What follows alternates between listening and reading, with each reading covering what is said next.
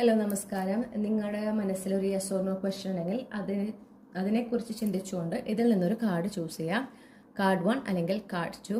നിങ്ങൾ കാർഡ് 1 ആണ് ചൂസ് ചെയ്തിട്ടുള്ളതെങ്കിൽ നിങ്ങളുടെ ഉത്തരം യെസ് ആണ്.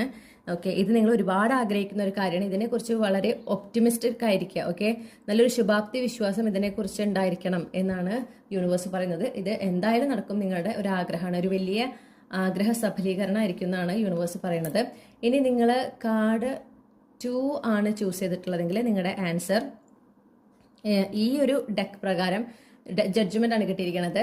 ഇതേ പ്രകാരം ഇതൊരു ന്യൂട്രൽ കാർഡാണ്. ഓക്കെ, അതായത് യെസ്, പൂർണ്ണമായും യെസ്സും അല്ല നോവും അല്ല, ഇതിന്റെ ഇടയിൽ നിൽക്കുന്ന ഒരു അവസ്ഥയാണ്. അപ്പൊ എന്തുകൊണ്ടാന്ന് വെച്ചാല് ഇതില് ഒരു യെസ് ഓർ നോ ഡിസിഷൻ എടുക്കാനോ ഉള്ള ഒരു സമയമായിട്ടില്ല എന്നാണ് യൂണിവേഴ്സ് പറയുന്നത്. ഓക്കെ, നിങ്ങൾ ഇതിൽ കുറച്ചും കൂടെ ഒരു ട്രാൻസ്ഫോർമേഷൻ നിങ്ങൾ കടന്നു പോകേണ്ടതുണ്ട്. അതിനുശേഷം മാത്രം